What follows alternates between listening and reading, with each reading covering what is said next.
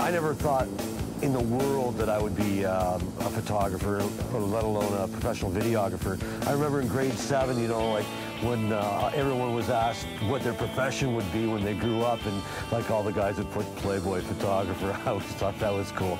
Actually, for me, I wanted to be a professional bowler, but I'm not sure, you know, what really led me to shooting other than, you know, picking up a camera and just enjoying it so much.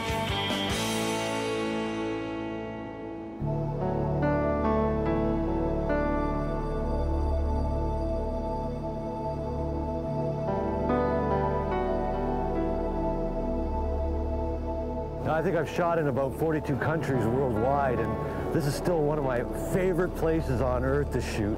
The reason why I like coming down along the gorge here is that most of the tourists are all up top, and this is where, you know, the common folk never get to. And it also gives you a chance to get some really great images that no one else has ever captured. I've never been down here in the winter time. Looks a lot different. Hey, I found a spot. We can go down this way. Just watch your step. It's going to be very slippery. One thing about photography, you never get a great understanding of how cold it is, but up top of the gorge is like -26 with the wind chill right now. I mean, what's incredible about this location, and I've been here in the summer, I've been here in the fall, and I've been here at night. I've never been here in winter, but the place, I mean, it's constantly changing. And even though there are millions of photos taken of Niagara Falls every year, it's always challenging to come down here and shoot Niagara a little bit differently, a little bit in a way that no one's ever captured it before.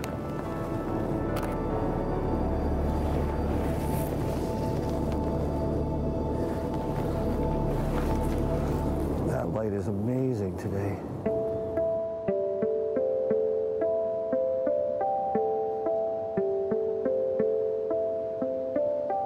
About 5 years ago, I started shooting micro stock photography, meaning that you were able to put a gallery online and people were able to purchase your images for, you know, like $1 a shot.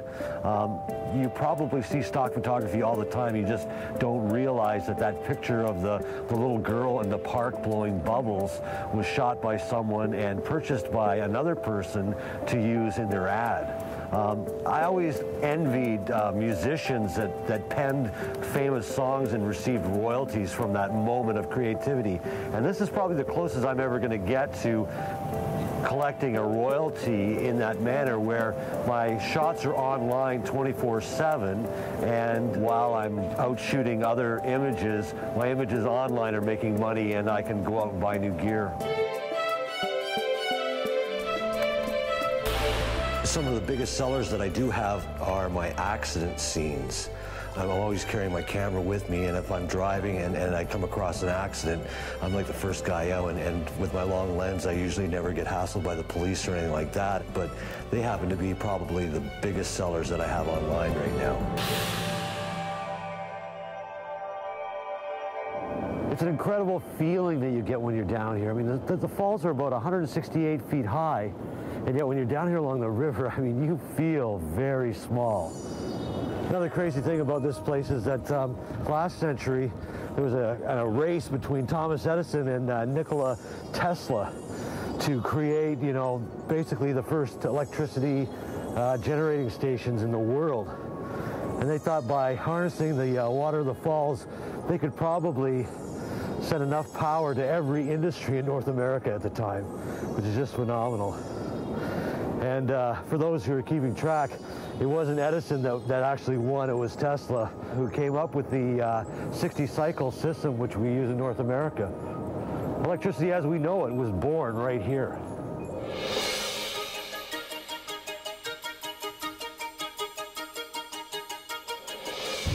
Being a professional videographer has allowed me to travel around the world. And recently I had the opportunity to shoot in Shanghai a few times.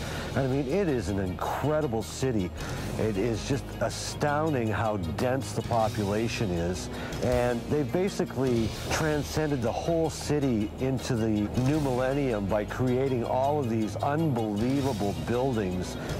There's no other place on Earth right now that could compare to Shanghai. Well, maybe Dubai, but I always take my still camera along and whenever possible, grab some photos. But yeah, I guess, you know, I mean, I'm just so fortunate to be able to travel on someone else's tab and see the world and cultures and meet some incredible people.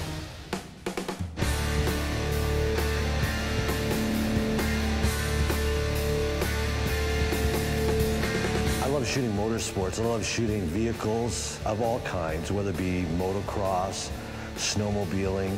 Another event that takes place near where I live annually is like a mud bog. And the locals get together for a couple times during the year. They bring contraptions that they've built. They bring Dad's truck, their Jeeps or whatever, and they come and they play in the mud for the day. And mud, when it's thrown up and about, takes on a whole new life of its own when it's frozen during that fraction of a second.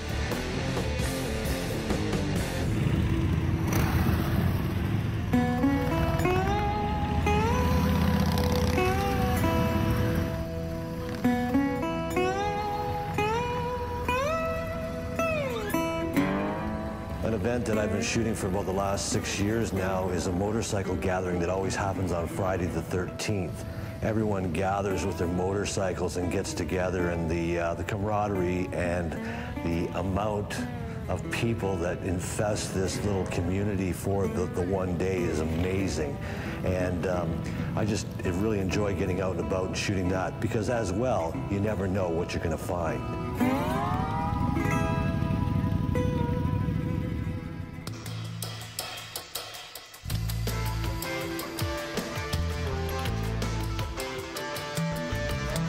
A lot of people think that because I carry this big high-definition camera around on my shoulder that I'm a technician, and you know, I always kind of hated that because it made me sound like I was an electronic engineer. But I would have to say that, you know, because there's so much creativity that goes into it, yet there is a technical aspect to shooting, that I'm a creatician. I'm just so fortunate to have a job that I truly enjoy. Getting up in the morning, I never know where I'm going to be, who I'm going to meet, what the subject matter is going to be. And as I tell most people, because I get paid to watch, it sure beats working for a living.